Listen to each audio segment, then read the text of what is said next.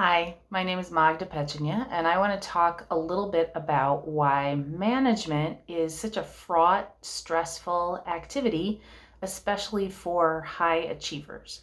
Um, and by high achievers, I mean people who have been able to follow rules and policies to be able to achieve their goals and who feel a certain fluency and ease within a system that allows their effort to be rewarded in a linear manner. Um, those people usually end up being promoted to manager because our current work structures, especially in North America, don't necessarily have a place for people who are achievers but aren't going to manage people next. And a lot of that is because organizations don't really understand that management is a separate discipline, um, or that management could be done any different way. They don't understand that it takes an entirely different set of resources and energy expenditure and time to do than other types of work to do. So they tend to see management as an arm of enforcement within the organization instead of as a generative practice that can create more value and that can enable other workers to be creative within the space. So it is, in a way, just the policing or the enforcement arm of this organizational structure anyway, which means that there's not a lot of energy and attention paid in most organizations to seeing how managing people is requiring a different set of ideas and structures and energy than doing the work that they have been successful in so far. So it's part of a factory structure. And what I mean by that is that modern workplaces are set up to echo the work structure and processes that were created originally in factories way back during the Industrial Revolution, which treated human labor as interchangeable and it treated humans as disposable.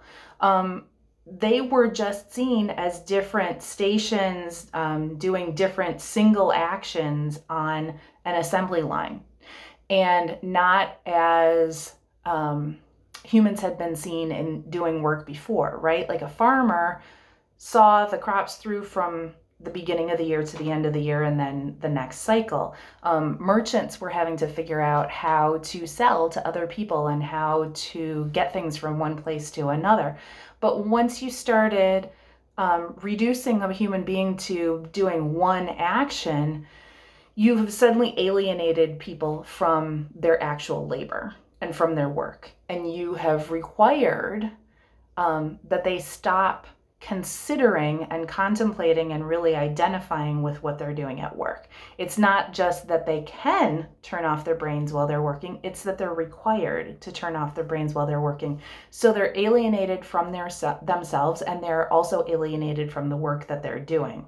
Now, this is still what's happening now. Even though we're not a lot of us in physical factories, we're still doing parts of jobs, or maybe we're doing a plot line within a job, right? Like 6 or 7 sets of things within a job, but it's very rare that somebody sees something through from start to finish. The only people who do get to see things through from start to finish are often managers who don't even get to enjoy that because they're so busy trying to flex their energy and flex their time and try to figure out how to keep their team members engaged, or at least just showing up. So work could be fulfilling and generative, and it could create connection instead of alienation, but this would require a large-scale change in perspective, and it would also require restructuring of work and the modern workplace. Now, the pandemic may turn out to have been the best thing to happen to the modern workplace and the modern worker, because some of this sort of revisioning of what work is and how it should be done is starting to happen because people can be at home doing their work now. Many people can. Obviously, this is not going to go smoothly, but there is a little bit of light at the end of the tunnel about this. The problem is that we haven't been revisioning management. And management as it exists in our current culture is based on structures and systems created during the time period of American chattel slavery to control enslaved people and exploit their bodies. So managing enslaved people consisted of treating them just as a means of production to create physical output. And the specific purpose of managing enslaved people was to dehumanize them and treat them as if they weren't people at all. They were just bodies to produce objects. Even the concept of a task and the word task was really first introduced during chattel slavery to control human beings and alienate these people that they had already alienated from their bodies by controlling their bodies, to alienate them even further from work. Because if they assigned them a set of tasks and broke down a long inspired process into individual pieces, then you have even more alienation, and then you have even more control. So the sole purpose of management as an occupation, as a behavior during slavery, was alienating enslaved people. And the remnants of that in modern management, which is seen as a discipline, without intention necessarily.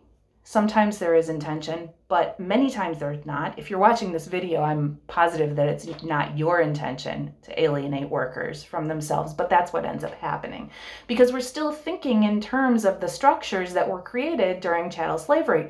And so we're thinking in terms of tasks, we're thinking in terms of project management and, that kind of stuff. So we're all alienating everything. We're alienating work from ourselves. We're alienating ourselves from ourselves. We're alienating team members from each other. Managers are workers. Managers aren't not workers. Managers are also workers. And by managing in a way that alienates the workers you manage, you are also alienating yourself, which is really why management can feel so horrible, even when you're doing a great job at it. So the first thing that can make it so difficult to be a good manager and feel like you're really making any kind of difference is that you're being asked to do things that are inherently dehumanizing to you and your team members. Even if your boss is great, even if the head of your organization is fantastic, it is very likely that the structure of your organization is not designed to allow people to identify and be generative and creative and connected to their work. So you're probably just being asked to do things that are enforcement. The second thing is, if you're a high achiever, it can be horrible to have to rely on other people. And if you're managing a team and you are being held accountable for goals and for behavior, you're relying on the behaviors and actions and attitudes of other people. And you can't control any of that. You can't ever control anything that anybody else does or thinks or, any of that. And if you look at a lot of the management sort of theories and processes and systems and all that kind of stuff, it's all the carrot or the stick, because it's trying to create a way to control other people. And so, okay, you can gamify it and you can offer incentives and this stuff. It's all, it's lipstick on a pig, because it's creating like another layer to try to get people to want to do their jobs. And you can't control that. So that can be really, really, really hard to navigate for people who are used to seeing a direct relationship between the effort they put in and reaching the goals that they have set. And I don't think that that's something that is verbalized often enough, that it can be very emotionally difficult to be in charge of a department of people and not have any control over how they feel, let alone what they actually do. All right. It is completely valid to be stressed out by even one of those things, but it's extra valid to be stressed out by both of those things. Because what it means is that success for you, whatever success is in your work context, can't possibly be linear.